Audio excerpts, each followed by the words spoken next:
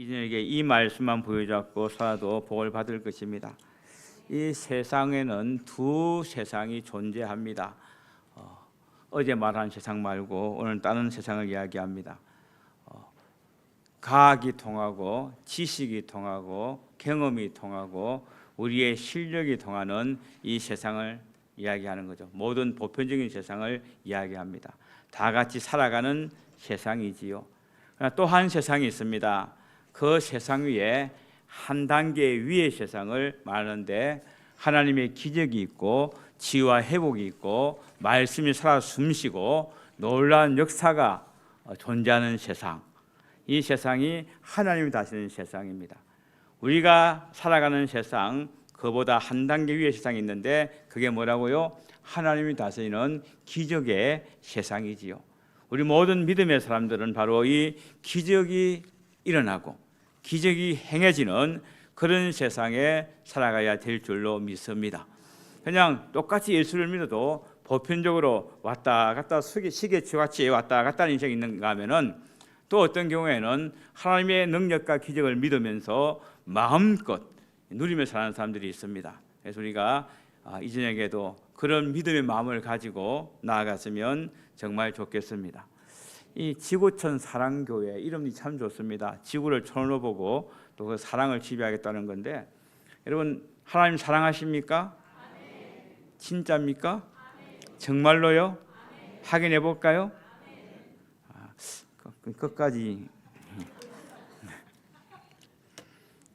제가 신학교 다닐 때 이제 종행했던 교수면서도 이제 저희가 같이 교제했던 그 은사 중에 하나가 양은숙 교수라고, 지금은 그때 총신대 교수셨는데 지금은 미국에서 하는 한 학교에 이 학장 총장하고 계시는 걸 알고 있는데, 우리가 알고 있는 사랑과 행복을 초대하는 책이 있습니다. 1982년에 나왔는 건데 거기에 보면은 사랑에 대해서 딱 정리를 해놓은 게 있어요. 사랑의 5단계 해가지고 우리가 사랑한다 이렇게 했을 때는 반드시 단계를 거쳐야 되는데 확인 한번 해보시기 바랍니다. 사랑하기 첫 번째 단계가 뭐냐 그러면은 상대방을 아는 겁니다. 알지 못하고 사랑한다는 것은 거짓말입니다.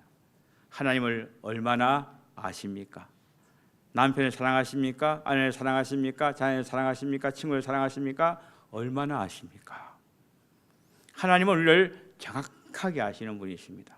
우리가 태어나기 전부터 아시는 분이시고 지금도 우리의 과거와 현재와 미래를 아시는 분이 하나님이십니다. 근데 우리는 잘 모르지 않습니까? 막연하게 하나님을 알고 살 때가 얼마나 많습니까? 하나님이 왜 예수님을 이 땅에 보내셨는지 한번 생각해 보셨습니까? 한번 생각해 보시기 바랍니다. 두 번째 단계가 understand, 이해하는 단계입니다. 상대방을 알면은 이해가 돼요. 이해라는 말은 상대방 입장에서 상대방을 생각하는 게 이해입니다. 내 입장에서 이해하는 게 아닙니다. 오늘 많은 사람들이 내 생각, 내 마음, 내 입장에서 그래 이해한다 하고 그냥 넘어가 버려요. 이해가 아닙니다. 이해하려고 그러면은 반드시 상대방의 입장이 되어야 이해가 되는 것이지요. 교회에서도 마찬가지로 왜 문제가 생깁니까? 이해가 안 돼서, 사랑이 부족해가지고. 사랑은 많이 이렇게 내뱉는데 실제로 이 사랑의 마음들은 부족한 경우가 바로 이 이해의 문제가 아닌가. 목사님은 성도를 이해해야 되고 성도는 목사님을 이해해야 됩니다. 이해하십니까? 안 하는 것 같아요. 목사님은 맨날 아프면 가서 기도해주고 신방하고 그렇게 합니다. 제가 묻겠습니다. 여러분들은 목사님을 신방하십니까? 왜 말이 없으세요? 기도로 신방하고 가끔 이렇게 사택도 방문해가지고 뭐가 부족한 게 없는지, 떨어진 게 없는지, 뭐 여기는 안 그렇겠지만 쌀떡에 쌀은 있는지, 냉장고는 텅텅 비어 있지 않는지, 뭔가 부족한 게 없는지 살펴봐야 돼요. 왜 신방 요구만 합니까? 한번. 근데 또 귀찮아요. 자주 오면은 가끔씩 대표로 와가지고 한번 사택을 신방 오셔야 돼요. 그래서 필요한 게 무엇인지를 알고, 그게 서로 사랑하는 거죠. 그게 서로 이해하는 것이지요. 너무 자기 욕심만 내면서 신방만 바라지 말고 신방을 하십시오. 뭐 전도사님도 마찬가지고 주의 종들을 돌아보십시오. 그래 사랑이 되는 겁니다. 그래 이해가 되는 겁니다. 이제 알고 이해하면 세 번째가 I like you, 좋아하게 되는 겁니다. 그죠? 이제는 이해하게 되면은 왜 저런 말을 하는지, 왜 저런 행동을 하는지, 왜 저렇게 뭐 살아가는지 그게 알게 이제 좋아하게 되는 거예요. 뭐 그래서 이게 사랑하게 되면은 이 좋아하게 되는 것이죠. 네 번째, 이제 알고 이해하고 좋아하고 그런 다음에 I love you 하는 말이 나오는 거예요. 사랑한다는 말이 나오는 겁니다. 아멘이십니까? 하나님을 아십니까? 하나님을 이해하십니까? 하나님을 좋아하십니까? 또 청춘 남녀들 결혼할 때 마찬가지입니다. 연애할 때 마찬가지입니다. 이 단계를 무시해버리니까 문제가 생기는 거예요. 결혼하고 나서 이게 문제가 생기는 겁니다. 충분히 단계를 거치시기 바랍니다. 사랑한다 끝나면 안 됩니다. 마지막 단계가 있습니다. 쉽게 말하면 나는 너 없으면 못 살아. 아시겠어요? 하나님 없으면 못 살아요. 남편 없으면 아내 없으면 못 살아요. 여기까지 절대 필요를 느끼는 거, 이것이 사랑의 마지막 단계입니다. 자, 여기서 다시 묻습니다. 하나님을 사랑하십니까? 얼마나 사랑하십니까? 정확하게 사랑하십니까? 성경은 이야기합니다. 사랑하라고 이야기합니다. 그런데 그 앞에 분명히 붙습니다. 어떻게? 서로 사랑하라고 이야기합니다. 혼자만 사랑하는 것이 아니라 어떻게? 서로 사랑하라고 이야기합니다. 하나님은 이미 우리를 사랑하셨습니다. 우리도 하나님 사랑해야 되는 겁니다. 그래서 이름대로 지구촌을 사랑하시길 바랍니다. 온 세상을 사랑할 수 있는 이 넓은 마음을 가지시길 바랍니다. 그를 위해서 내가 직분을 잘 감당해야 되겠지요. 그래서 우리 지구촌 사랑교회 모든 직분자들은 이 몸된 교회에서 기둥같이 쓰임받기를 바랍니다. 아멘. 근데 기둥이 왜 쓰임받나요? 기둥은 특징이 있습니다. 이제 옛날 거 잊어버리고 지구촌 교회에서 임직하는 사람들은 지구촌 사랑교회의 기둥이 되어야 되는 겁니다. 기둥은 어떻게 해요? 제자리에서 움직이면 안 됩니다. 기둥이 왔다 갔다 하면 기둥이 아닙니다. 이 교회 갔다 저 교회 갔다, 이거 안 됩니다. 지구촌에서 임직하다 그러면은 지구촌 교회에서 뭐 좀 무식한 말로 뼈를 묻어야 되는 겁니다. 여기는 역사가 얼마 안 됐잖아요, 그죠? 뭐 10몇 년 됐다고 이야기하는데 20년, 27년? 저희가 너무 오래 살다 보니까 저희가 올해가 114년입니다.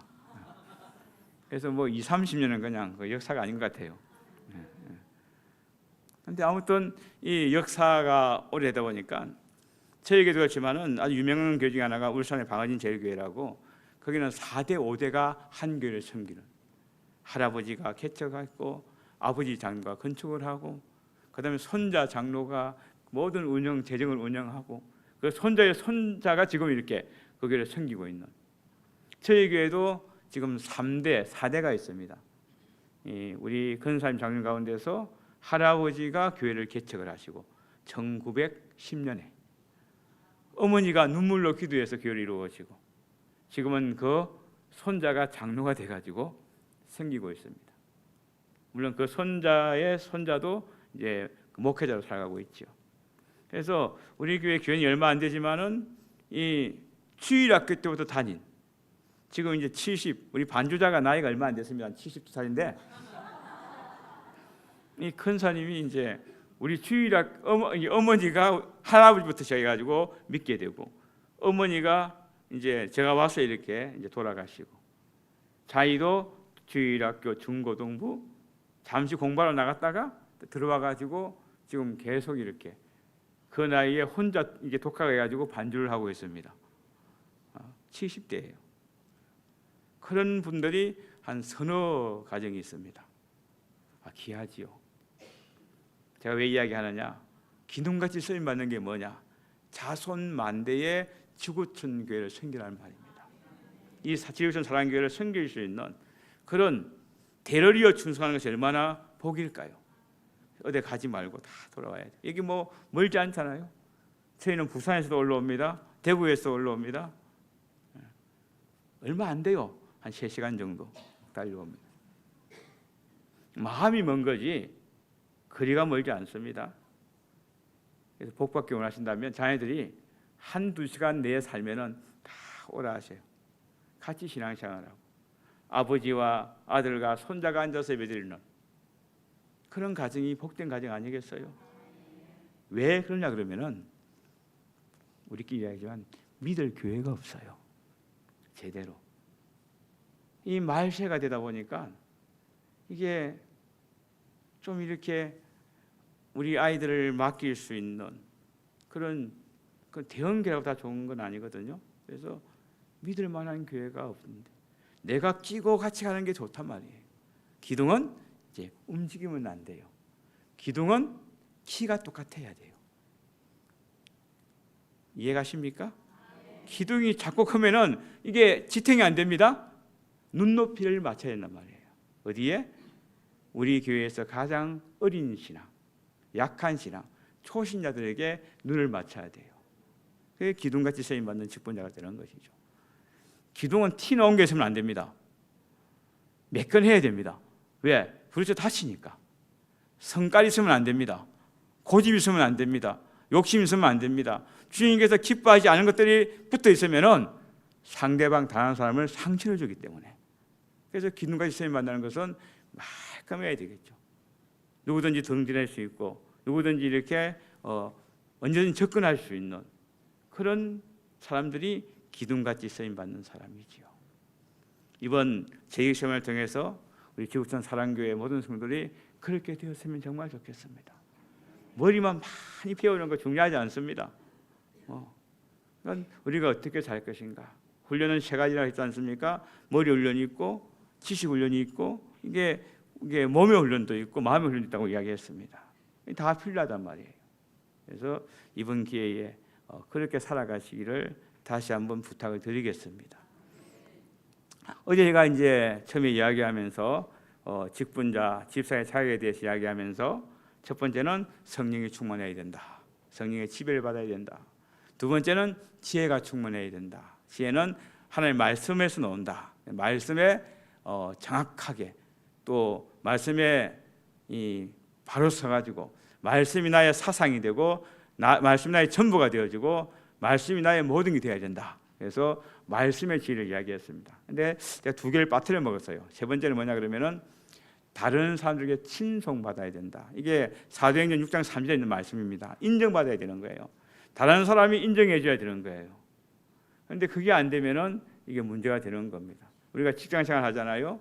근데 어디 일터에 나가잖아요. 이웃에 나가잖아요.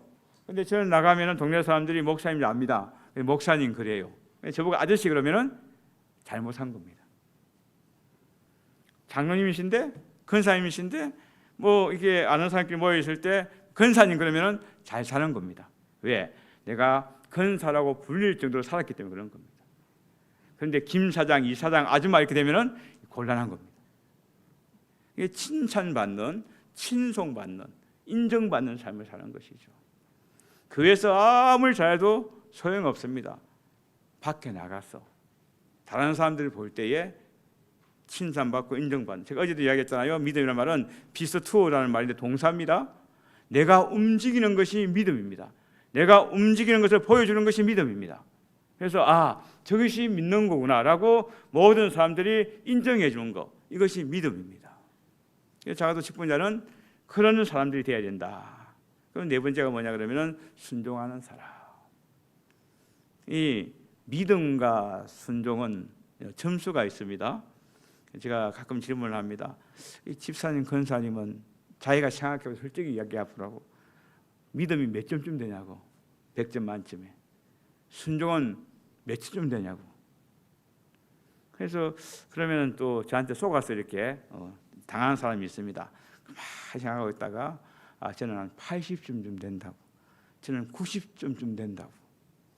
다 믿는데 어떻게 홍해 기적을 믿을 수 없다고.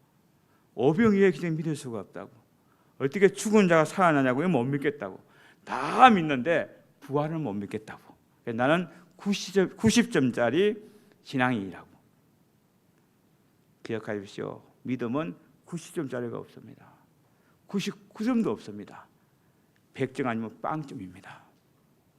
아멘. 믿음과 순종은 100점 아니면 빵점입니다. 어떤 건 믿고 어떤 건 안 믿는 거 믿음 아닙니다. 순종도 마찬가지입니다. 하나님 말씀에 100% 맡기며 순종하는 겁니다. 내 생각과 달라도, 내 마음과 달라도, 내 지식과 달라도, 내 경험과 달라도 말씀이기 때문에 믿는 거예요. 이 믿음 속에 기적이 일어나는 줄 믿으시길 바랍니다. 내일 기적이 일어나길 바랍니다. 믿음을 가지고 오셔야 돼요. 믿음이 없으면은 예수님이 직접 와서 안수해도 안 된다니까요. 아시겠어요? 믿음만 있으면은 어린아이가 선포해도 기적이 일어납니다. 모든 믿는 자에게 이런 표적이 있다고 이야기했어요. 은사주의자가 아니라 능력 있는 사람이 아니라 모든 믿는 사람들에게 표적이 일어난다고 말씀했기 때문에 믿음으로 준비하시길 주 이름을 부탁드리겠습니다. 자, 이제 다시 본론 들어가서 4가 오늘 4, 5, 6가를 마쳐야 됩니다. 집사의 임무에 대해서 보겠습니다. 한번 읽어보겠습니다. 사도행전 6장 시작. 못 찾으셨나요? 4가 네 번째가 집사의 임무. 찾고 있나요? 아직까지? 시작.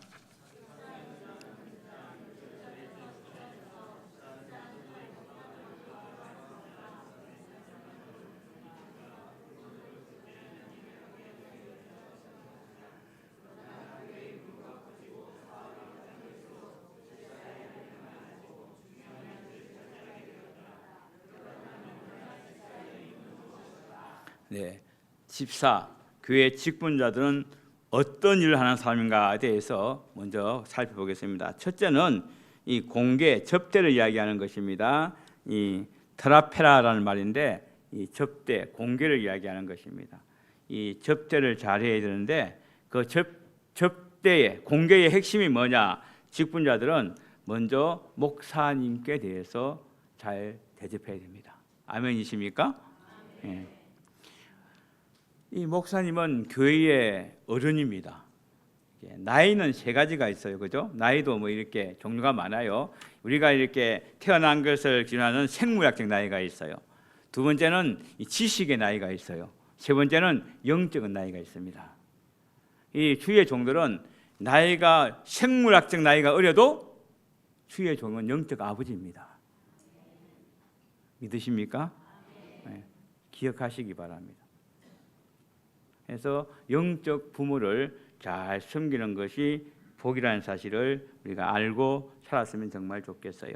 그래서 우리가 목사님의 생활비를 충당하고 사택을 잘 관리 수리할 수 있어야 되고 목사의 도수비와 교육비를 지급하고 이 목사의 수양에 이게 기도 갈 때 이 모든 것을 지급하고 목사의 은퇴 보험을 적립해야 됩니다. 아멘입니까? 잘 안 하는 데가 많이 있어요. 목사는 교회의 얼굴입니다. 제가 이런 일 가끔 이야기하는데 그 총회에 가면 목사님들 한 1,200, 뭐 한 3,000까지 모인단 말이에요.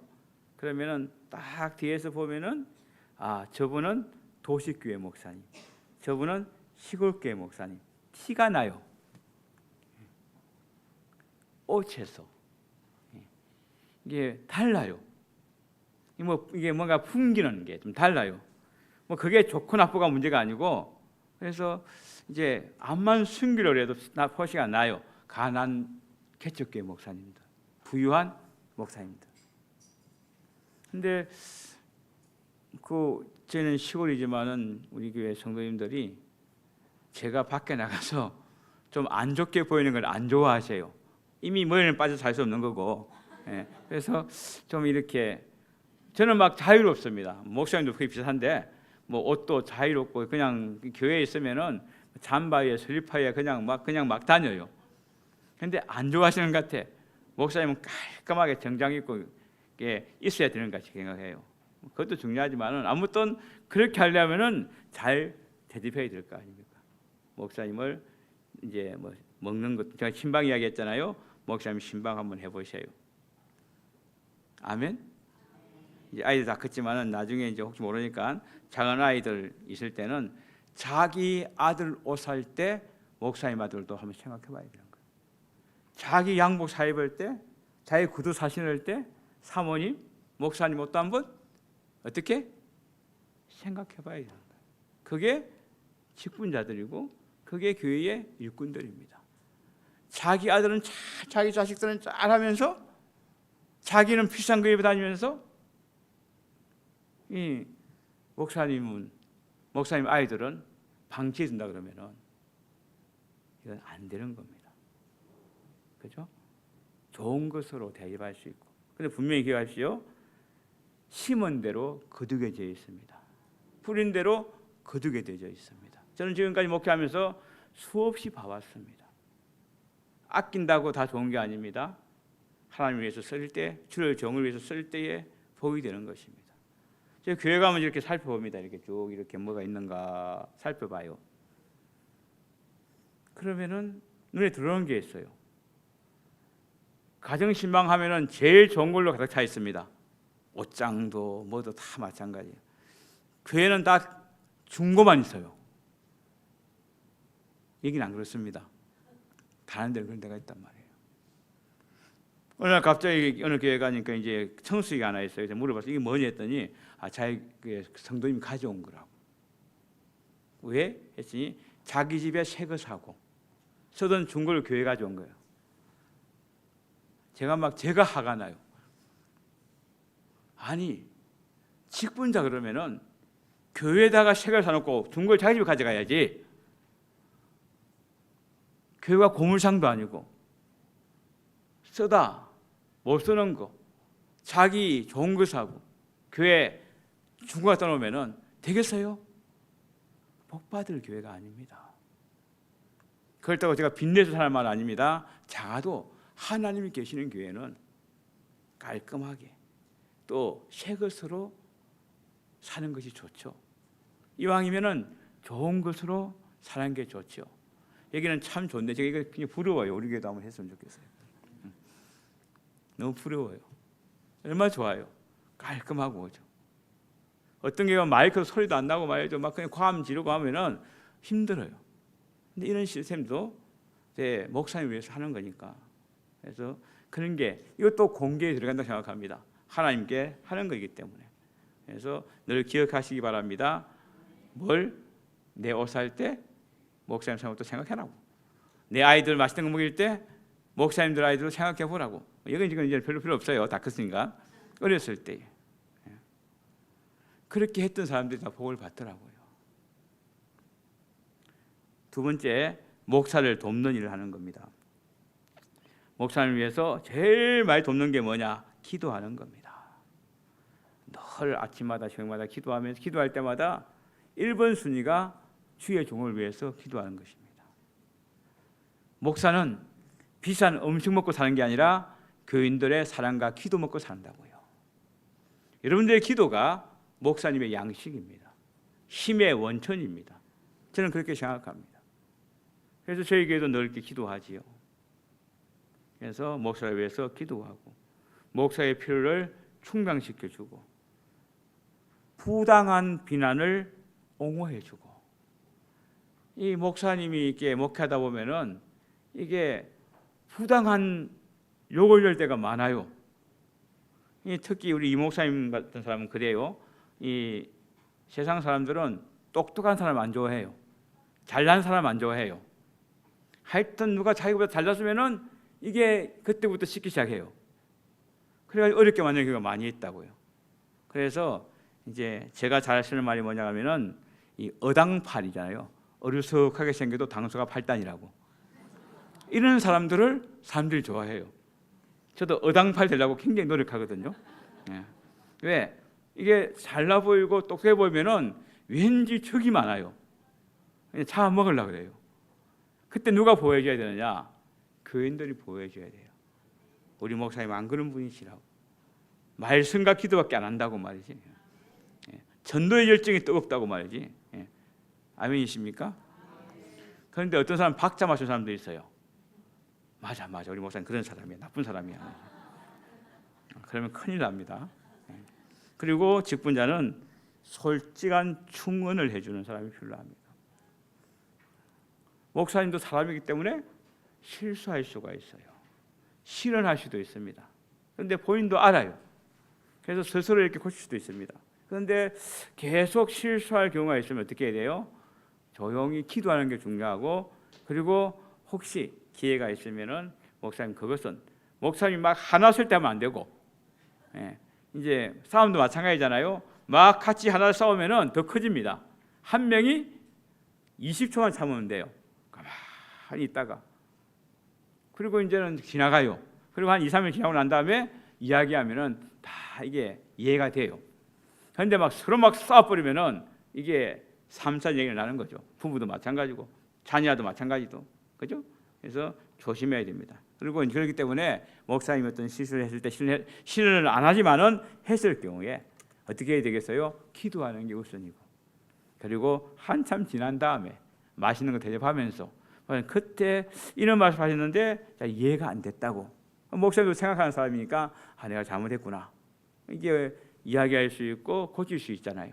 이게 충언입니다. 그렇다고 뭐 틀린 것도 맞다고 하면 안 됩니다.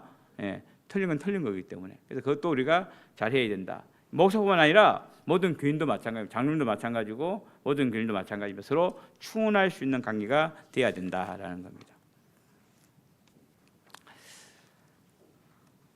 우리가 복 받기를 좋아합니다. 또 복을 많이 받기를 소망합니다.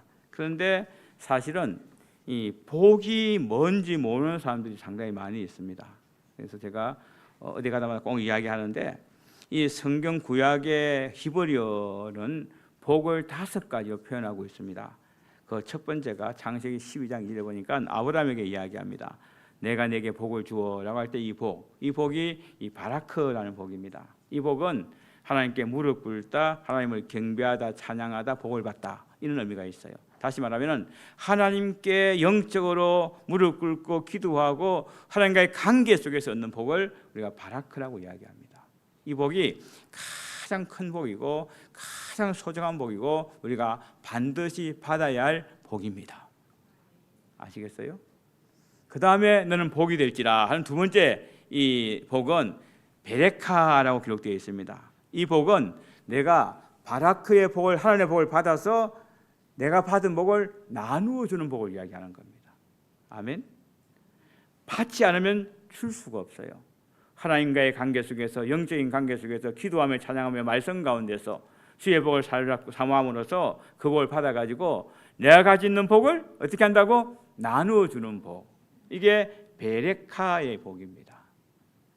이 세상 사람들의, 제가 처음에 이야기했잖아요. 우리는 위에 산다고, 그죠? 아래 사는 사람들은 이만한 떡이 있어요, 빵이 있어요. 그러면 나누어주면 어떻게 해요? 점점 작아져요.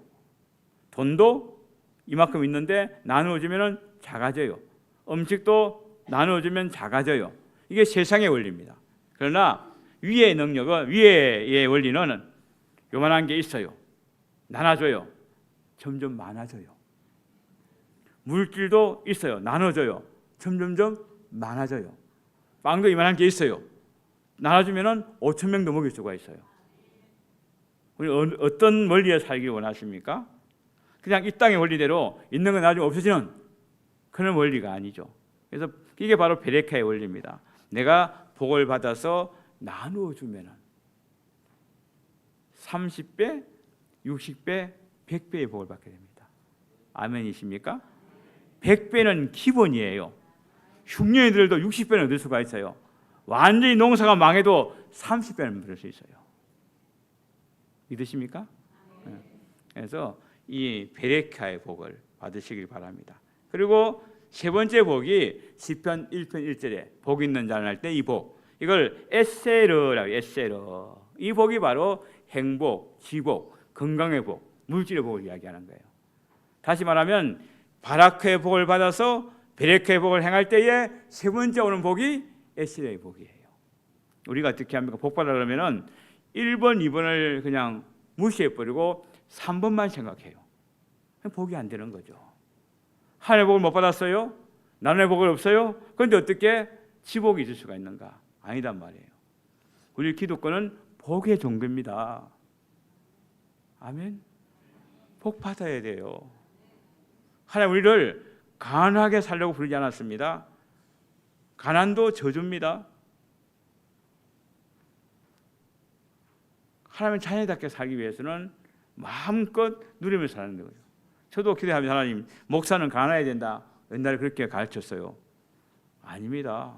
목사가 돈이 많아야 됩니다. 저도 큰 돈은 필요 없어요. 지금 당장 필요한 300억만 있으면은 이제 아시아에 이게 다른 나라에 어려운 나라에 교회도 지어주고 선교사들 막 돕기도 하고 제가 가만 계산하니까 300억 있으면 되겠더라고요. 언제 쓸지 모르겠지만 아마 주실 줄 믿습니다. 필요해요. 목사는 돈이 많아야 돼요. 나눠주는 거니까. 어려운 사람들, 가난한 사람들 나눠주는 거니까. 이게 에스겔의 복입니다. 세 번째, 아시레라는 복이 있습니다. 네 번째는 아시레라는 복은 세상 사람들이 나를 보면서 야, 복 받았다라고 인정해 주는 복입니다. 내가 하나님의 복을 받아서 나눔의 복을 행하고 그래서 하나님께서 물질 복을 주셔서 살아가고 있을 때에 사람들이 야, 저게 복이구나. 저렇게 예수 믿는 것이 복이구나라고 인정해 주는 복을 아시레라고 이야기합니다. 이 복이 얼마나 귀하겠어요. 너 예수 믿어서 망했다 소리 들으면 안 되잖아요. 예수 믿어서 복 받았다라고 해야 될 거 아니에요. 누가 나를 모르는 사람도 저 사람 왜 이렇게 잘 살지? 왜 저렇게 행복해 보이지? 왜 이렇게 늘 즐겁지? 아, 예수 믿어서 그렇구나. 우리가 전도지가 전도 안 해도 됩니다. 우리의 얼굴이 전도지입니다. 우리의 삶이 전도지입니다. 우리의 모든 그럼의 발자취가 전도지가 되어야 되는 겁니다.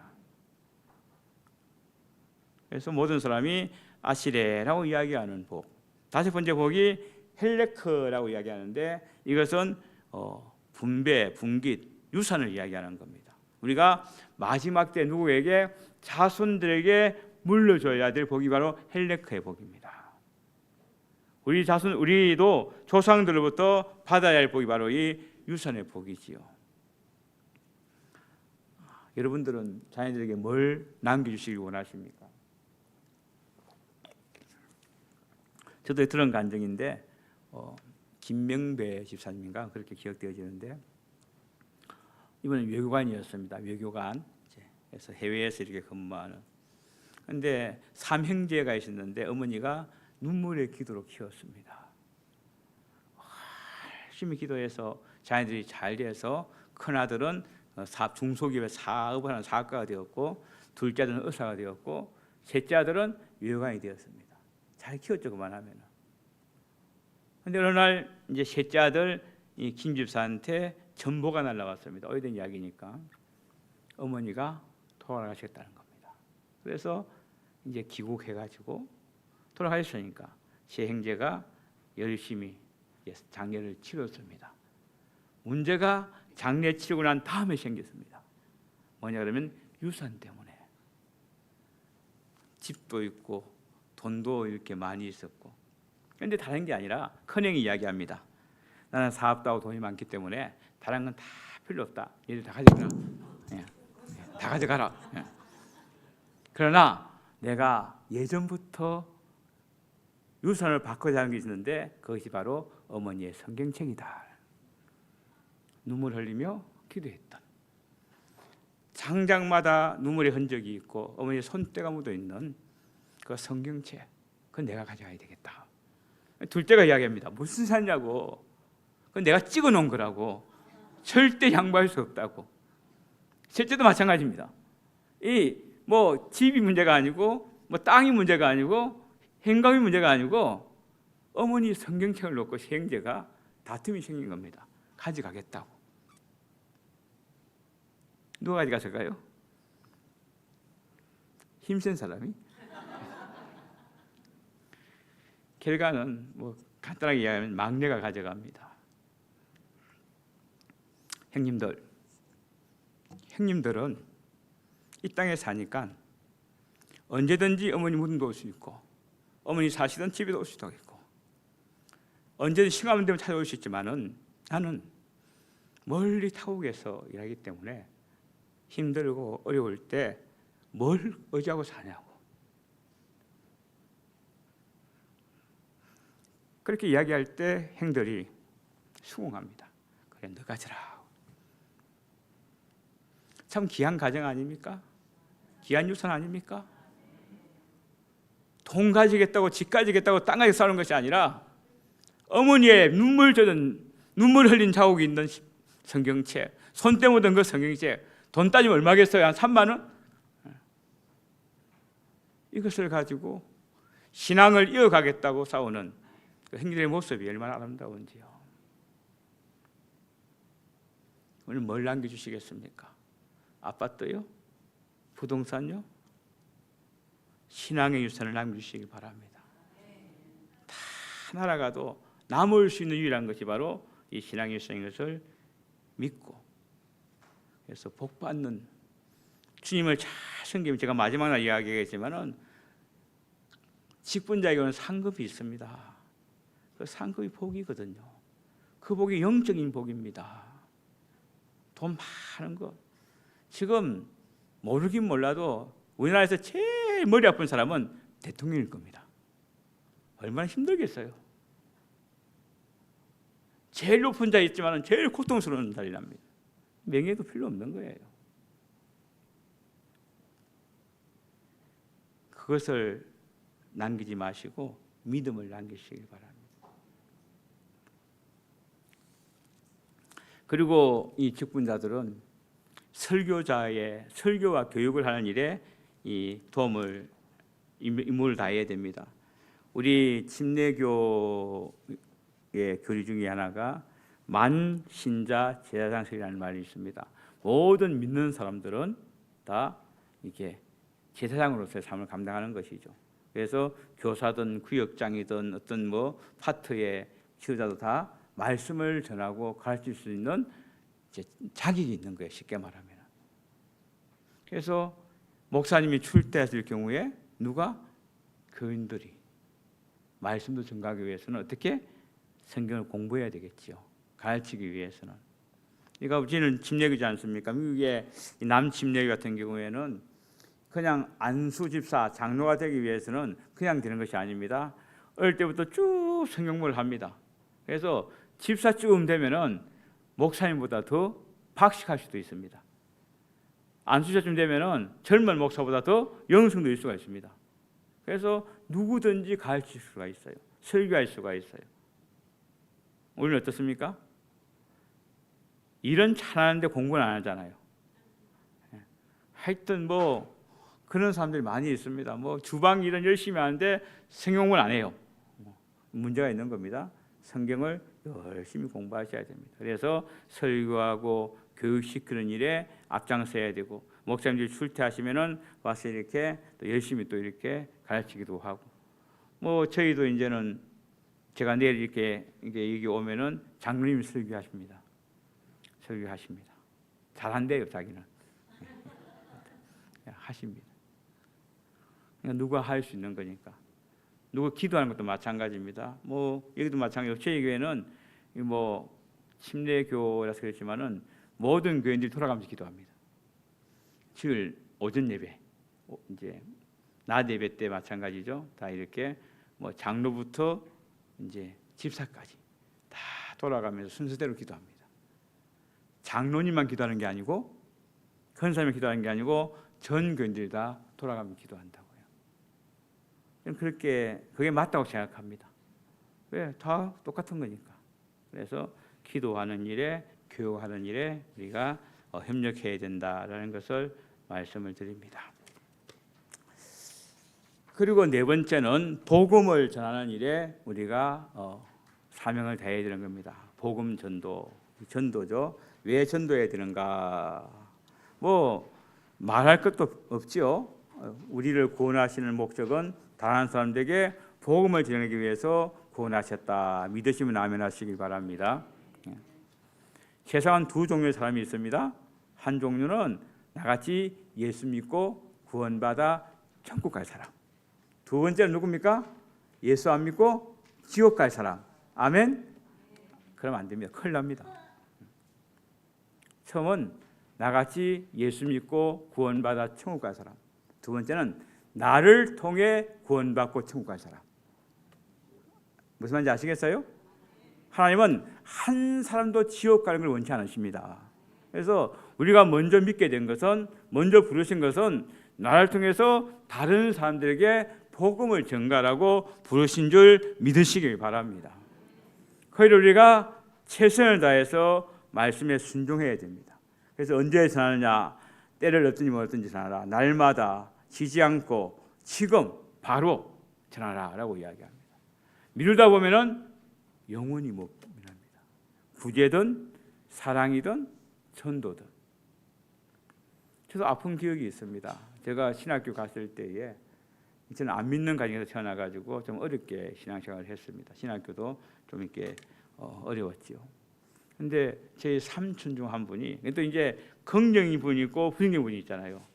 이제 작은 아버지가 굉장히 긍정적이었어요. 그래서 내가 신학교 들어가니까 자기도 언젠가 예수를 믿겠대. 그래서 제가 기회를 잡았어요. 언젠가 내가 이 사역일을 가지고 전화도 가야겠다고. 만날 기회가 명절밖에 없잖아요. 이 친척들이. 그래서 추석 때였는데 제가 복음을 전해야 되겠다 하고 기회를 보고 있는데 기회를 못 잡았어요. 그런데 3일 있다 돌아가셨습니다. 사고로. 제가 얼마나 후회스러운지. 지금도 그 생각만 하면은 가슴이 아파요. 그때 전해야 되는데, 분명히 반 마음이 열려 있었는데, 그런 경우가 얼마나 많은지 아십니까? 기회는 다시 오지 않을 수도 있습니다. 복음 전도할 기회, 영혼을 구하는 기회도 마찬가지입니다. 후회는 아무리 빨리 해도 늦은 게 후회입니다. 그렇죠? 복음 전해야 되는데 못 전하다가 그분이 예수 안 믿고 돌아가시면 그게 후회 아니겠어요? 우리 모든 믿는 자들에게는 바로 복음 전도의 능력을 주셨습니다. 나가서 전하면은 내가 말 잘해가지고 성경 지식이 있어가지고 경험이 많아가지고 전도하는 게 아니라 나와 함께 하시는 성령께서 함께 하셔서 그 마음을 열게 하시고 주께로 인도하신다니까요. 나는 나가기만 하면 되는데 그걸 못하는 거예요. 마귀에게 쏟고 있는 거예요. 전도 잘하시길 바랍니다. 선교도 잘하시길 바랍니다. 아멘. 전도하고 선교가 뭐가 달라요?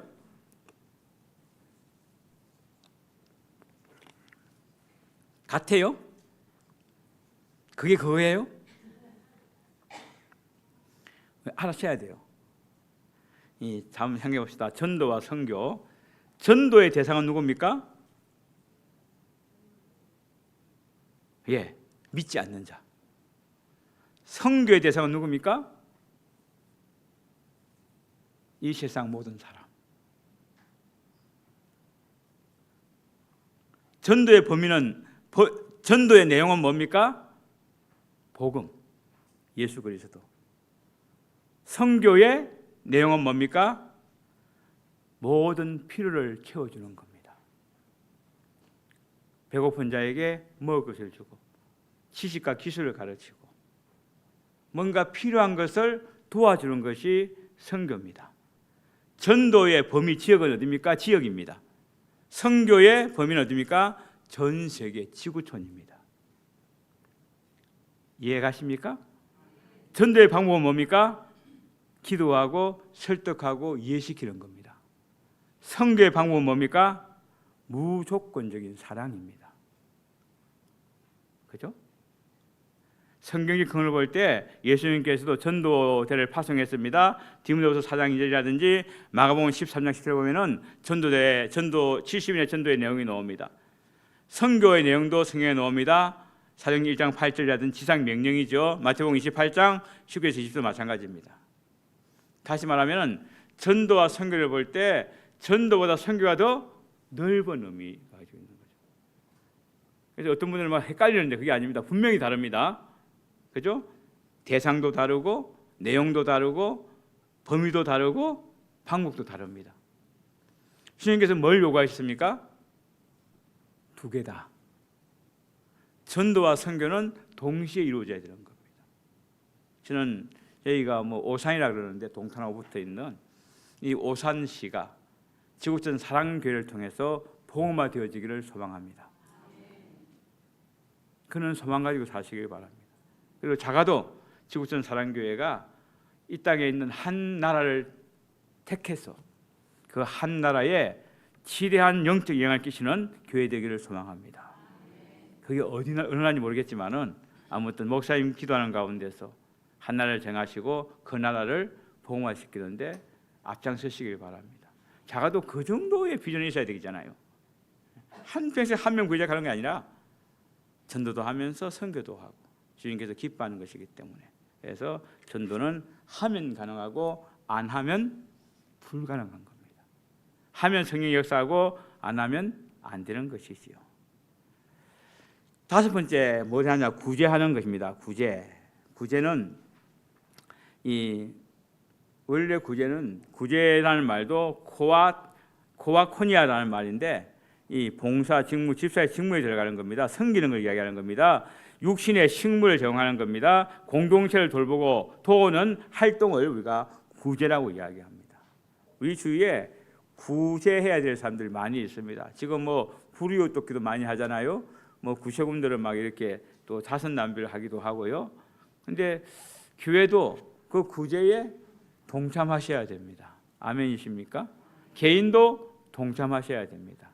교회가 한다고 내가 안 하면 안 됩니다. 내가 할 수 있는 이웃에게 사랑을 나누는 것 필요하다면 하시기 바랍니다. 집에 가서 안 입는 옷 같은 거 다 정리하셔요. 우리는 너무 많아서 문제 아닙니까? 냉장고를 한번 열어보세요. 얼마나 이렇게 안 먹는 게 많은지. 근데 그것을 필요한 사람들이 생각보다 우리 주위에 많이 있습니다. 꼭 돈이 구제가 아닙니다. 나눔이 구제입니다. 사랑이 구제입니다. 내가 할 수 있는 범위 내에서 움직이는 것이 구제입니다. 그 구제를 하시기를 주의 이름으로 부탁을 드리겠습니다.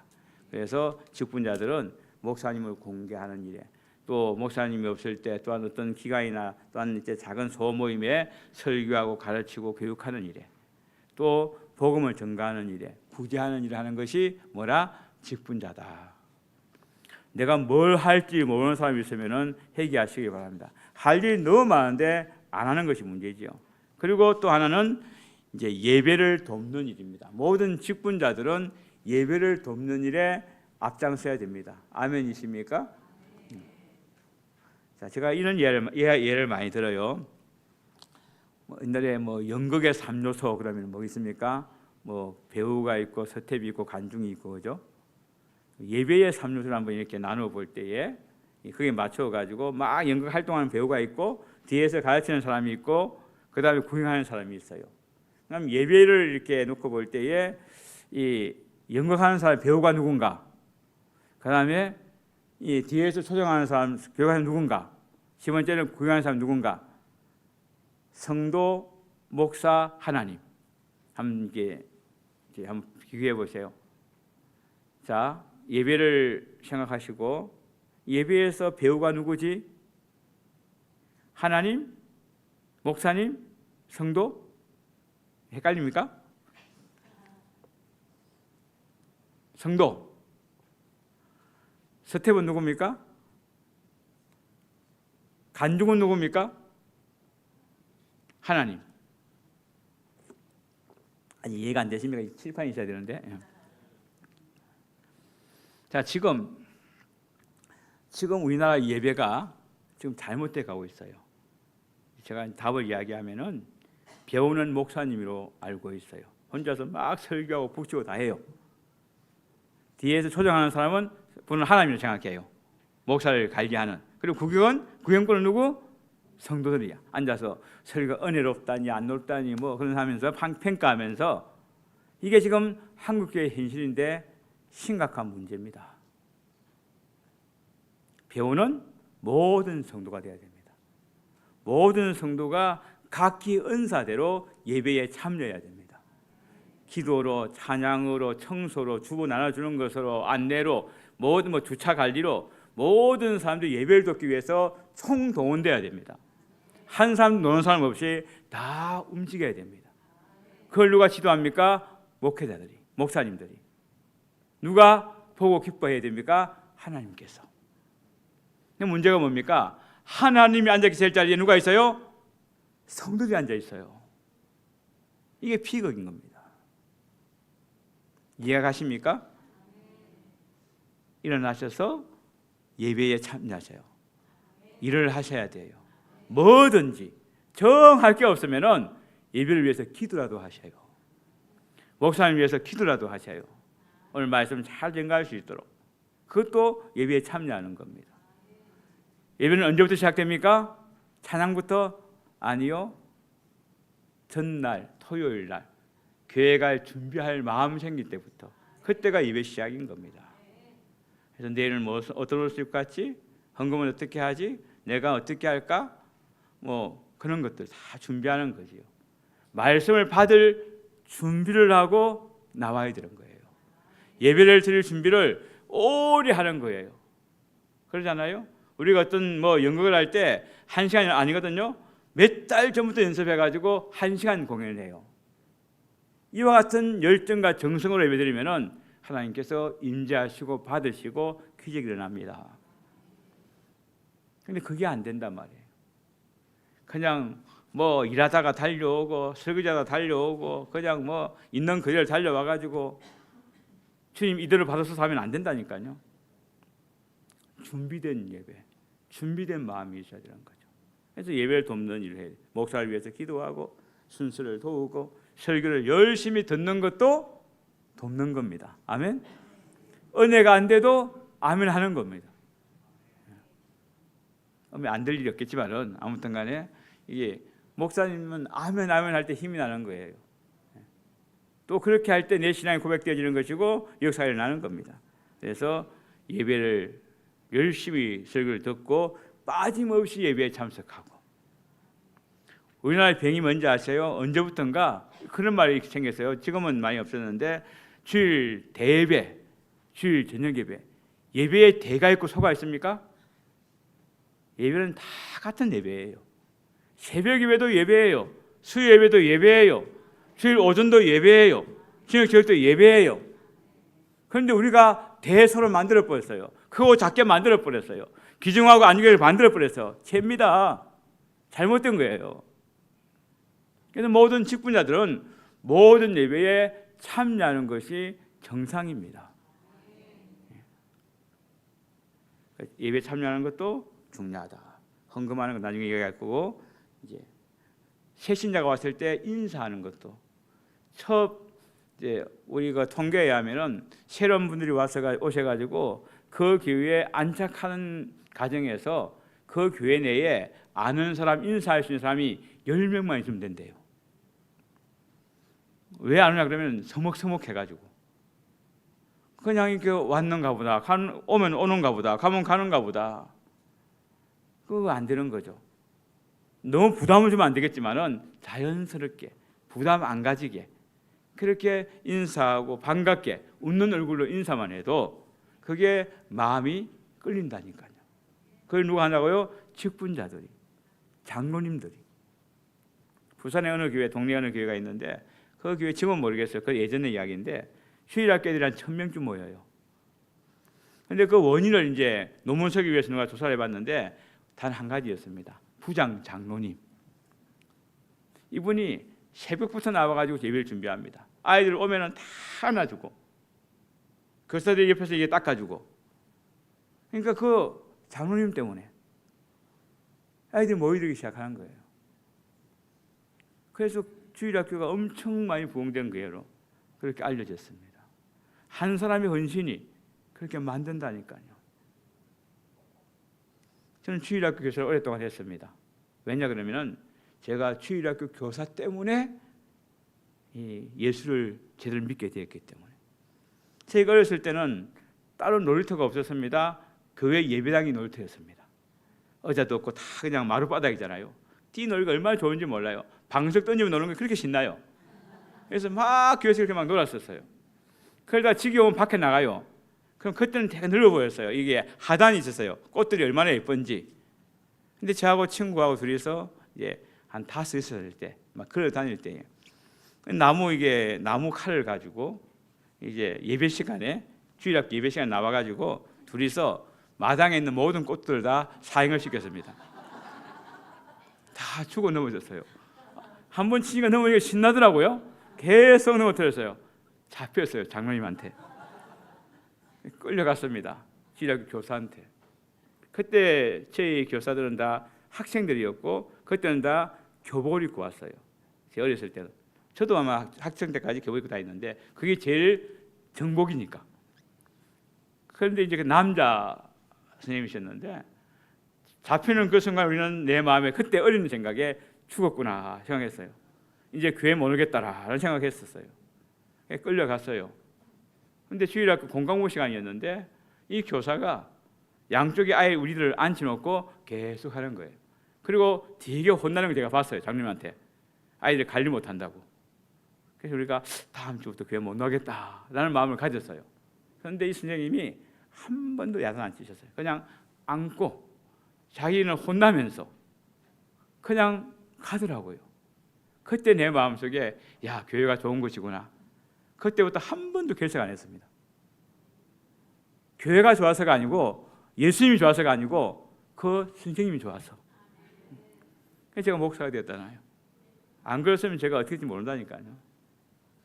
그 작은 사랑 하나가 그 교사의 직분자잖아요. 그것도 직분이잖아요. 근데 지금도 그분이 이름도 몰라요. 얼굴도 기억이 없어요. 그냥 까만 경우만 생각나요. 아, 그분이 나를 이렇게 했구나. 교회는 서강교회인데 아무튼 그런 것이 있었어요. 우리의 작은 헌신이 영혼을 구원하잖아요. 카트 이야기 했잖아요.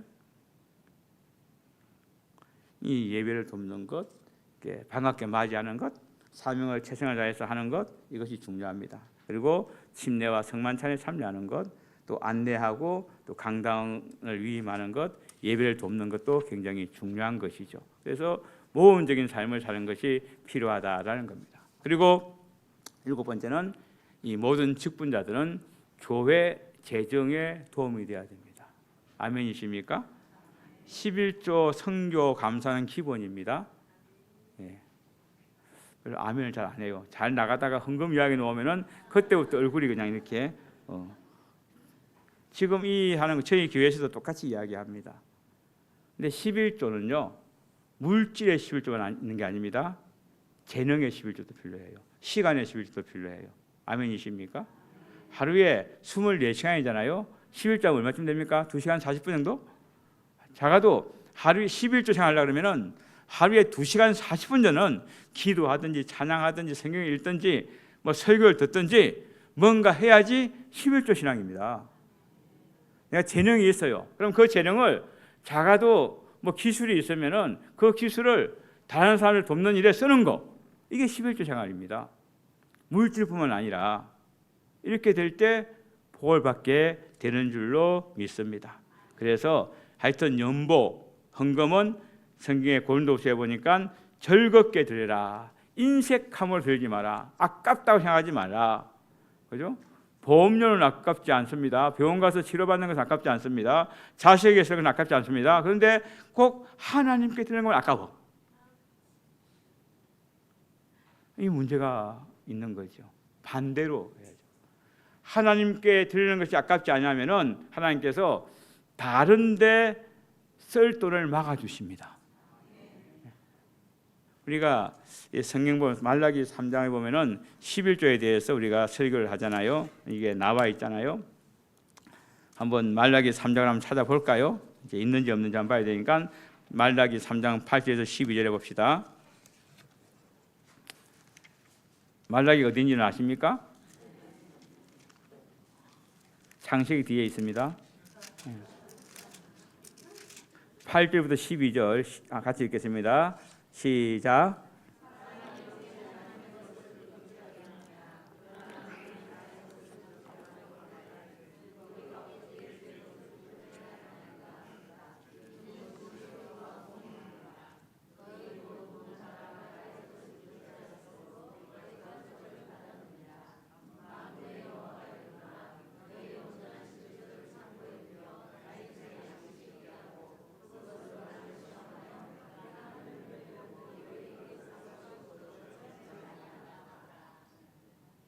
거기까지 보겠습니다. 12일까지 봐야 되는데 끊어졌으니까 핵심만 이야기하겠습니다.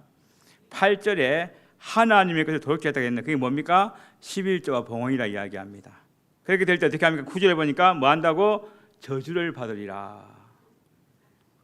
저주가 뭡니까? 가다가 벼락 맞는 거? 아닙니다. 성경 히브리서 저주는, 이 본문에서 저주는 메라라고 씁니다. 이 메라는 말은 안 풀린다라는 말입니다. 얽히고 설킨다는 이야기입니다.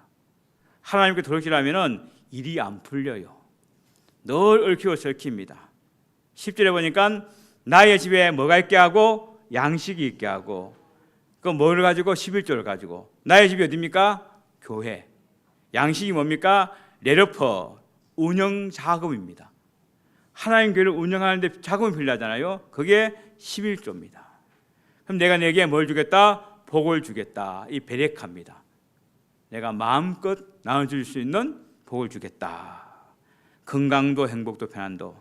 그런데 안 할 때는 11절에 보면은 11절 읽습니다. 시작.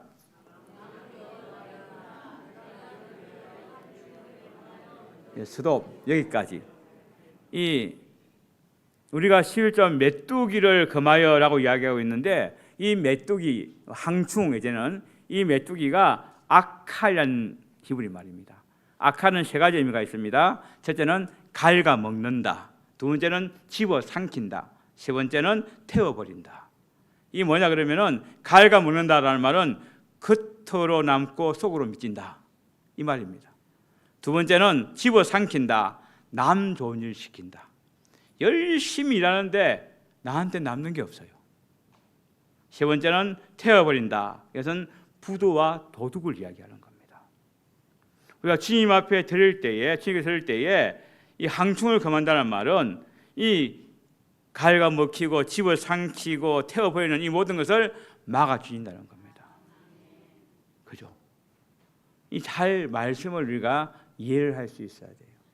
그냥 저주 그러니까 뭐 이제 벼락말 주는 거 생각하는데 그게 아니고, 저주는 여러 가지 단어가 있는데 이 메라라는 말은 안 풀린다라는 말이고, 히라라는 말은 하나님과 멀어지다. 복은 가까워지는 겁니다. 바라카는 가까워지는 겁니다. 이 히라는 멀어지는 겁니다.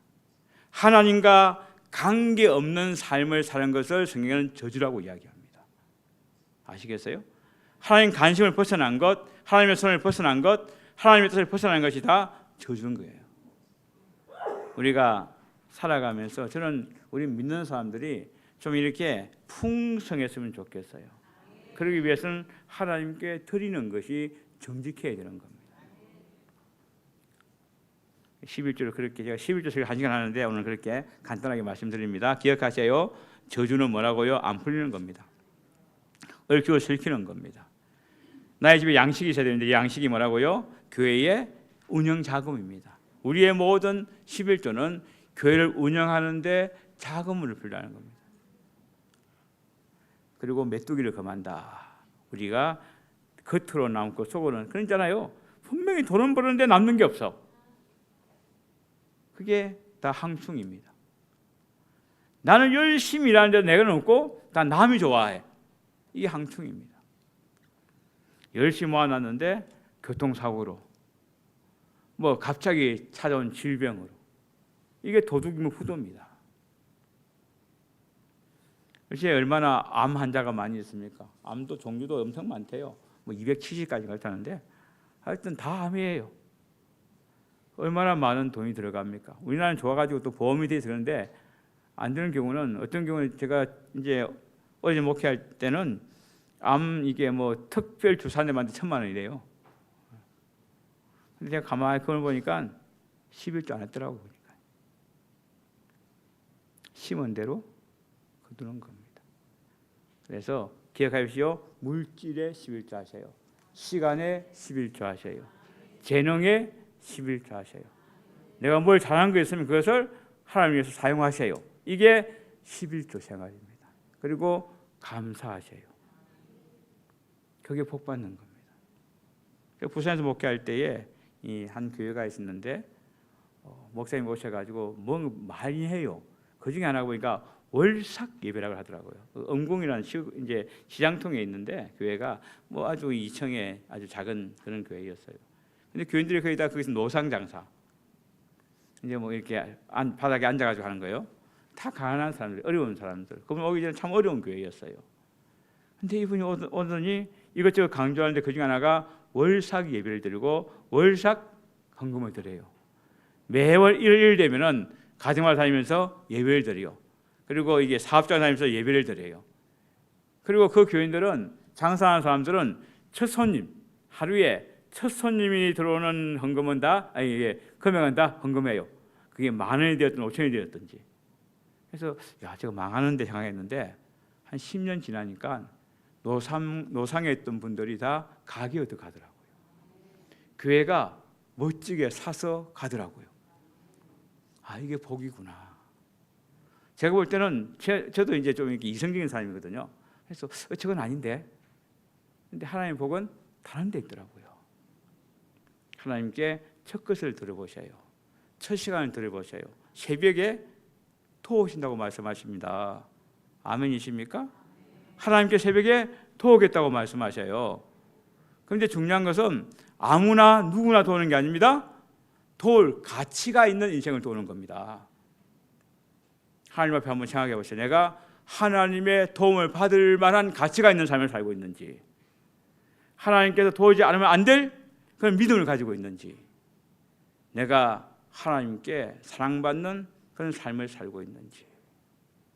우리가 그냥 내가 받을 것만 생각하고 하나님께 드릴 것은 생각하지 않을 경우가 종종 있습니다. 한번 이 한 해가 가기 전에 정리하시기 바랍니다. 드림에 대해서. 2025년에는 물질도 시간도 몸도 마음도 하나님 앞에 드리십시오. 그리고 첫 것을 드리십시오. 이게 어려우면 혼자라도 새벽에 일어나서 새벽에 왜 멀어서 못 오면은 일어나자마자 아이고 죽겠다 하지 말고 무릎 딱 꿇고 하나님께 기도하셔요. 자기 전에 기도하셔요. 그게 복 받는 겁니다.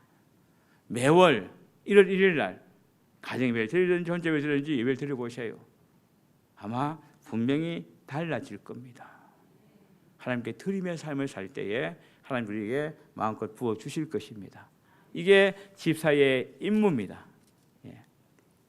다섯 번째, 집사의 선택과 임기. 뭐 이거는 간단하게 제가 넘어갑니다. 이 선택의 방법은 제가 첫째 날 이야기했던 것처럼 그렇게 준비된 사람이, 우리가 참 흔히 말하는 게 뭐냐면은 준비가 안 됐는데 직분을 주면은 뭐 직분값을 한다. 그거 잘못된 겁니다. 준비가 된 사람이 일을 해야 되는 겁니다. 준비되지 않은 사람이 일하면은 위험한 겁니다. 그래서 영적으로 또한 경험적으로 지식적으로 준비하시기 바랍니다. 그래서 교회 와서 열심히 배우시고 말씀에 정통하시기 바랍니다. 또 시골 교회 가면 재밌는 게 뭐냐 그러면은 전 성도의 집사하, 전 성도의 건사하가 많아요. 10명 있는데 다 건사야. 20명 가운데 10명은 건사고 3명은 장로고 뭐 7명은 또 집사고 평신도가 없어요. 근데 그분들이 다 열심히 하는 게 또 있겠지만은 그냥 이름만. 또 우리나라 재밌는 게 뭐냐, 여기는 명예건사가 있어요? 명예장로님이 있어요? 없죠? 있어요? 연세 은퇴하고 어떤 이제 솔직히 이야기하겠습니다. 직분에 무슨 명예가 있어요? 그런 건 있습니다. 평생 일하다가 직분을 일하다가 이제는 은퇴하셨어. 근데 분위기가 좀 이제 좀 애매하니까 그냥 은퇴 뭐 건사님 은퇴 좀 할 수도 있습니다. 근데 제 생각은 다르겠지만 목사님하고 직분은 섬기는 것이지 명예가 아니거든요. 근데 많은 사람들이 명예장로, 명예건사, 명예지사를 세워가지고 직분을 줍니다. 그냥 주는 것도 아니고 뭔 대가가 있겠죠. 이는 하나님께서 기뻐하는 일 아닙니다. 그런데 한평생 일을 하다가 이제는 은퇴하셨어. 그런데 너무 귀해. 그래서 그분들에게는 호칭해 주는 것은 괜찮습니다. 명예로운 겁니다. 그렇지 않은 경우에는 좀 문제가 있다고 저는 생각합니다. 동의 안 해도 괜찮습니다. 아무튼 저는 그렇게 생각합니다. 그래서 직분은 섬기는 것이고 종이다라는 것을 다시 한번 말씀을 드립니다. 감리교회 가니까 아주 귀한 말이 있더라고요. 장로 찬화 예배, 뭐 근사 찬화 예배, 뭐냐면 은퇴를 찬하라 그래요. 한평생 잘 살아왔기 때문에 두 손을 모아 공손히 존경한다는 의미가 있습니다. 그렇게 살았으면 좋겠어요. 은퇴할 때 사람이 죽음도 마찬가지 다 죽잖아요. 죽고 나면 사람을 알 수가 있어요. 저도 이제 장례식을 많이 치러가지고 알잖아요. 이게 돌아가시고 나면은 몇 가지 반응이 있습니다. 참 아까운 사람 같다. 좀 더 사셔야 되는데. 또 어떤 분들은 잘 죽었다. 그것도 죽었다 하지 않잖아요. 좀 험한 말 해가지고 어떤 말을 들어야겠어요.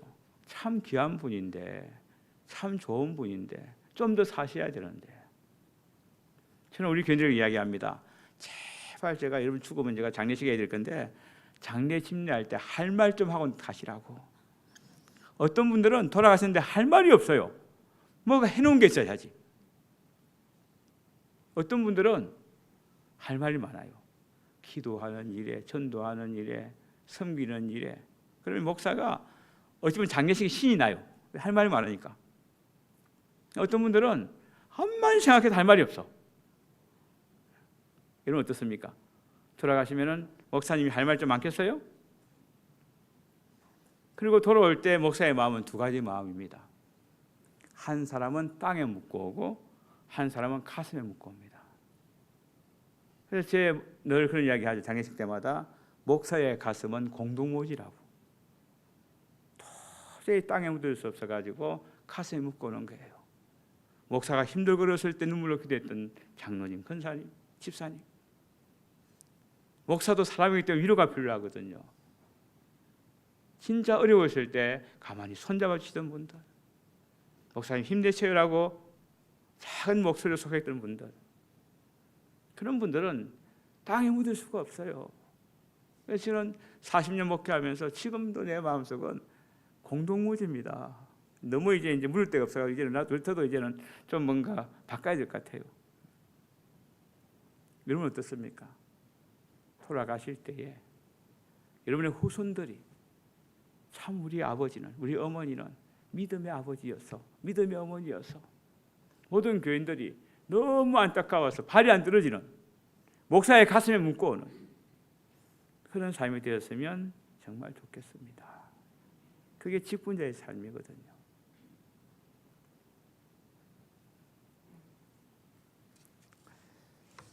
그래서 사람을 택할 때에 그 사람의 신앙 상태를 보고 또 사람에 대한 평가도 들어보고 어떤 교회는 그렇대요. 이 장로나 임직을 세울 때에 1차적으로 교인들에게 투표하고 2차적으로 그 동네 마을 사람들한테 투표한대요. 이분이 이 마을에서 존경받는 사람인지, 우리 교회 장로가 되고 권사가 되어도 될 사람인지, 그래서 그 마을 사람들이 인정해줘야지 세운다는.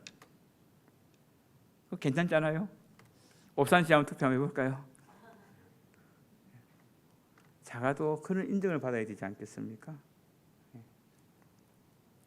그런데 평판이 안 좋으면 안 됩니다. 뭐 엄난하고 시기심이 많고 뭐 이 악한 말을 하고 노하기를 막 그냥 하고 거짓말하고 뭐 악독한 것 하여튼 뭐 말하기 좋아하고 뭐 이러면은 자격이 없는 겁니다. 이 다 성경에 나와 있는 겁니다. 디모데후서 2장 또 뭐 3장 에베소서 베드로전서 다 나와 있는 이야기들입니다. 그리고 이런 경우도 있습니다. 다른 교회에서 이제 오신 분들, 이런 분들은 반드시 이명정서가 필요하고 확인이 필요한 거죠. 그래서 제대로 잘 믿고 왔는지. 이단에서 많잖아요.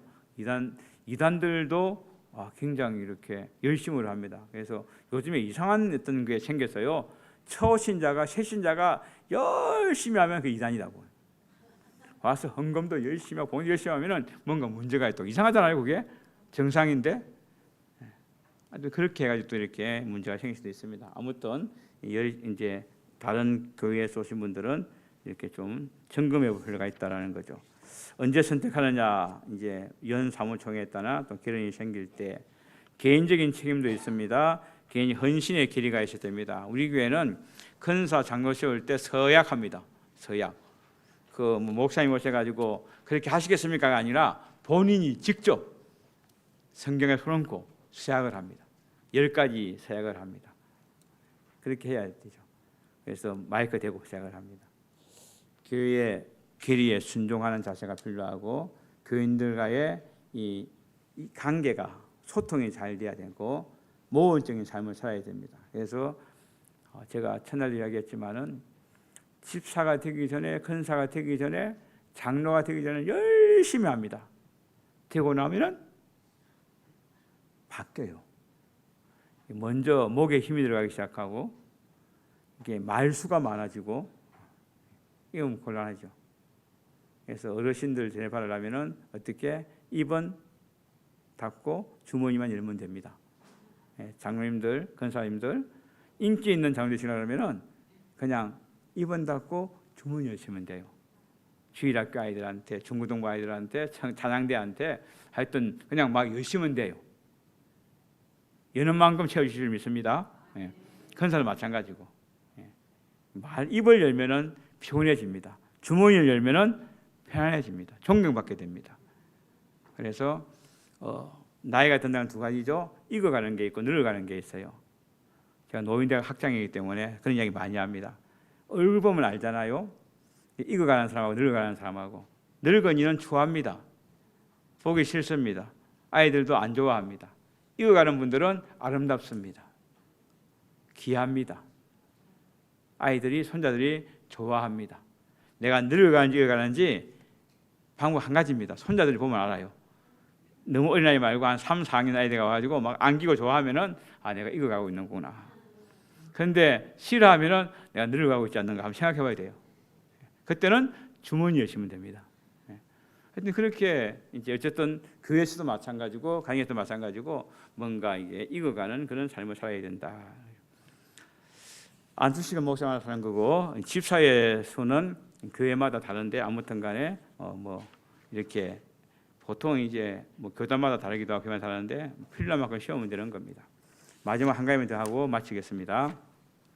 집사와 교회 행정 6번째 같이 읽겠습니다. 교회는 시작.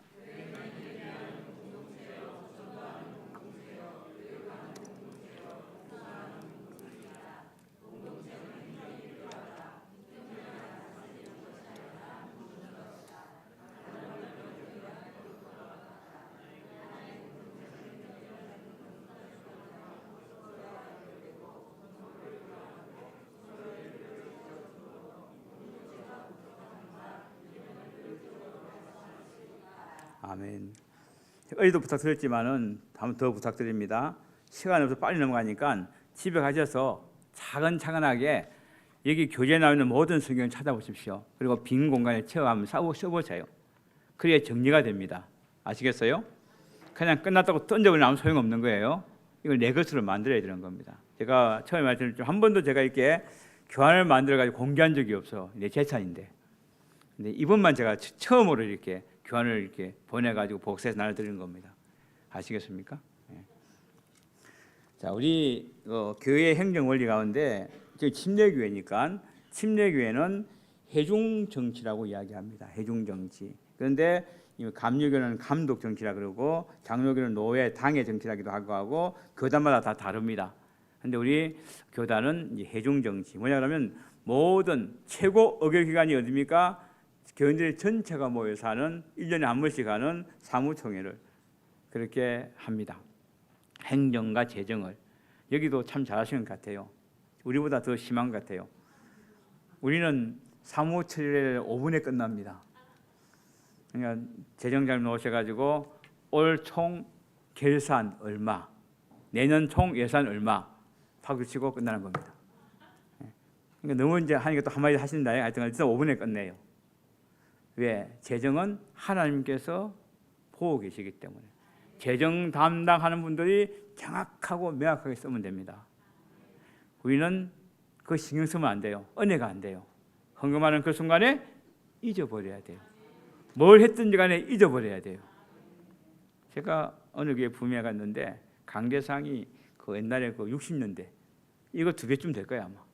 얼마나 큰지요. 이게 숨은 안 보입니다. 너무 커가지고 이거 바꿨으면 좋겠다. 그래서 이제 이 교회를 봉사하고 난 다음에 그런데 그 딸이 계셨어요. 안 된대요. 자기 어머니가 한 건데 어떻게 없애느냐고. 그런 분이 있어요. 제가 아무도 없을 때 밤에 부숴버렸습니다. 망치고. 피아노도 마찬가지고. 저거 우리 어머니가 한 건데 누가 한 건데 잊어버렸어요. 드리는 순간에 잊어버리는 게 은혜입니다. 목사님 필요해서 바꿀 수도 있는 거고 시대가 그때가 몇십 년 지난 걸 그대로 이렇게 한다. 지금도 시골가 많아요 그런 게. 골동품도 아니고 말이죠. 이게 아니거든요. 그런 경우가 종종 있습니다. 그래서 시대에 맞춰서 바꿔야 돼요. 그리고 장로님들 기억하세요. 컴퓨터든 피아노든 기타든 드럼이든 소모품입니다. 한 번 사면 영원히 가는 게 아닙니다. 어떤 데 가니까 이게 교회 컴퓨터, 목사님 컴퓨터가 너무 오래돼서 그런데 교회에서는 바꿀 생각 안 해. 왜? 쓸만하다고. 안 써봐서 그래요. 그래서 그 이야기합니다. 소모품입니다. 모든 게 소모품입니다. 그럼 바꿔야 되는 거예요. 기한이 있는 겁니다. 아주 멋있는 건데 이것도 소모품입니다. 언젠가는 바꿔야 되는 거예요. 아시겠어요? 그 생각을 가지고 살아야 돼요. 시대가 되면 때가 되면은 바꾸는 거구나. 목사 바꾸면 안 되고요. 물건을 이야기하는 겁니다. 물건을 바꾸어야 되는 거죠. 근데 이게 우리의 성도들 머릿속에 한 번 사면 끝나는 걸 알고 있어요. 그래서 피아노가 오래됐으면 바꾸세요. 드럼이 오래됐으면 바꾸세요. 마이크도 이거 평생 가는 거 아닙니다. 바꾸세요. 지금 바꾸란 말이 아니고 때가 되면 바꾸세요. 이것도 이거 치세요. 저는 안 칩니다. 뭐 이제 의미가 많이 달라졌지만은 이 종을 치는 이유가 뭐냐면 신사 300대 생긴 겁니다. 예배드리기 전에 종을 땡 치면서 참배하고 들어갔었어요. 그래서 제가 종을 안 칩니다. 이게 교회사를 이게 보면 나와요. 그래서 다 치워버렸습니다. 지금은 이제 뭐 예배 시작하는 게 신호를 준다는데 그것도 안 맞는 것 같아요. 하여튼 이게 아무튼 우리 침례교회는 해중정치이기 때문에 해중정치는 민주정치하고 다릅니다. 다수결의 원칙하고 다릅니다. 아멘? 교회가 해중이니까 우리 투표합시다, 선거합시다. 그거 아닙니다. 기도합시다 해야죠. 하나님께 맡깁시다 그래야 되지요. 그런데 사람들이 민주주의라고 창업하고 하고 다 그냥 이제 뭐 장로 뽑을 때, 권사 뽑을 때 막 자기 가족들 다 동원해가지고 또 막 이렇게 막 찾아 방문하면서 내 찍어달라고 해가지고 그런 사람 가운데 잘된 사람 못 봤습니다. 겸손해야 되잖아요. 왜? 투표해야 되니까. 표가 많아야 되니까. 그 생각 자체가 저는 죄라고 생각합니다. 하나님 앞에. 오히려 나는 부족하다고, 연약하다고, 아직까지 자격이 안 된다고 그렇게 할 때 아니야. 모든 교인들이 집사님은 장로가 되어야 된다고, 집사님은 권사가 되어야 된다고. 그래서 그냥 이렇게 추대식으로 하는 것이 가장 아름답지 않겠습니까? 지구촌 교회는 그렇게 하는 줄 믿습니다. 사랑교회는. 이제 그게 민주 정치라고. 그래서 그 주님은 뭐 17, 12명 갔다 올 때도 마찬가지입니다. 이게 민주 정치를 했다 그러면은 10대입니다. 그렇죠?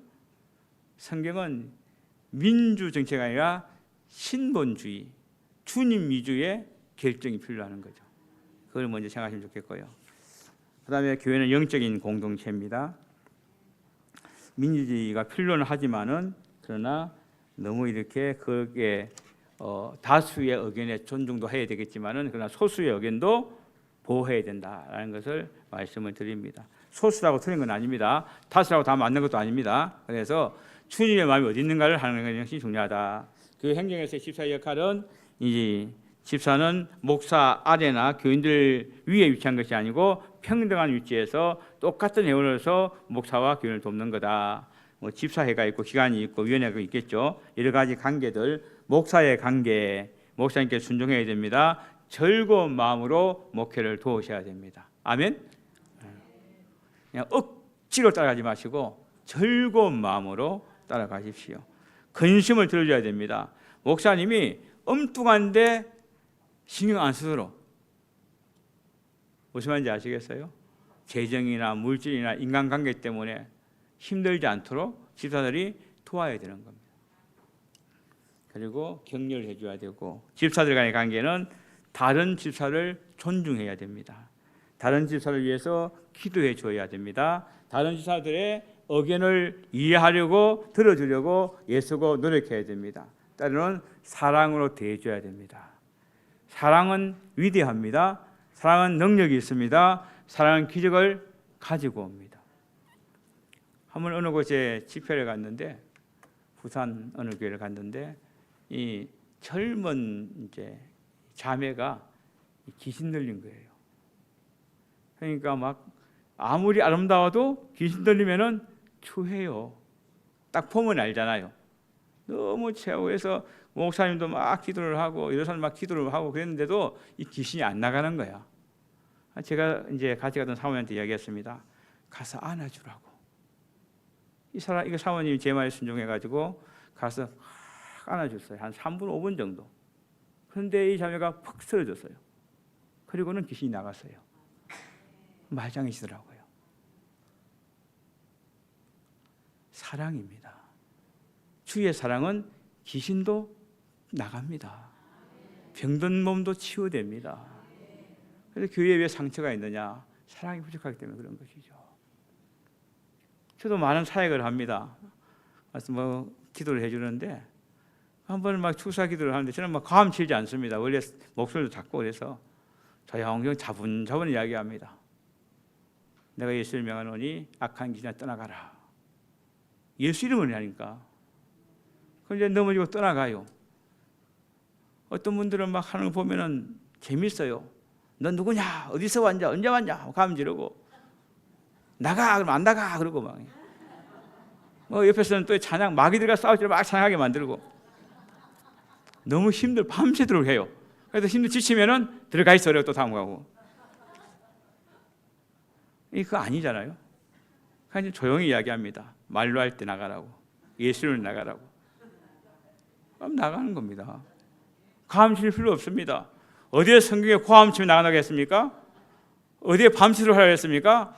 예수를 명하면 되는 거예요. 병든 몸도 마찬가지입니다. 병들었어요. 어려운 가운데 있어요. 예수 이름으로, 예수의 피의 능력으로, 말씀에 근거해서 조용히 말하세요. 그럼 조용히 나갑니다. 믿으시죠? 벨나게 하지 말고. 그러니까 목사님 그래요. 목사님 참 쉽게 한다고. 쉽게 하는 게 아닙니다. 또 기도하고 하는 겁니다. 방법이 다른 거지. 사랑이 필요한 것이고, 내가 하는 게 주님의 능력이 필요한 것이죠. 제가 뭐 3일 3시간 해가지고 뭘 하겠습니까? 그러나 우리가 마음만은 내가 주 앞에 열심히 성경자가 되어야 되겠다. 집사는 이런 것이고 이런 일을 하는 것이고 뭘 하는 것인지 알아야 되겠다. 목사의 관계, 하나님과의 관계, 복받는 게 무엇인지 알아야 되겠다. 심으려 그러는 원리를 알아야 되겠다. 그리고 내가 먼저 주님을 드릴 때에 얻게 된다는 것도 알아야 되겠다. 이게 단순해요. 세상에 공짜는 없습니다. 뭔가 내가 움직여야지 하나님이 역사하십니다. 기억하세요. 내가 움직일 때 하나님이 역사하십니다. 가만히 있으면서 주여 주시옵소서. 아니요. 주님 내게 물 주시면 내가 일하겠습니다. 내가 건강 주시면 일하겠습니다. 주님 이야기합니다. 네가 일하면 내가 물질 주겠다. 네가 열심히 헌신하면 내가 건강 주겠다. 그렇게 말씀하신다니까요. 우리는 어떻게 합니까? 내가 먼저 달라고 이야기합니다. 흥정을 합니다. 조건을 댑니다. 기도가 그게 아니거든요. 기도는 주님의 뜻이 무엇인지를 발견하고 순종하는 것이 기도입니다. 그래서 믿음의 사람들, 특히 직분자들은 기도가 무엇인지 먼저 알고 하나님과의 관계를 회복하는 것이 필요합니다. 시간이 되었습니다. 주님 감사합니다. 주님께서 부족한 종을 이곳에 보내셨사오니 이 시간 말씀을 통해서 새로운 도전과 결단들이 생기게 하여 주옵시고 주의 연애가 차고 넘치게 하여 주옵소서. 감사합니다. 예수님을 기도했습니다.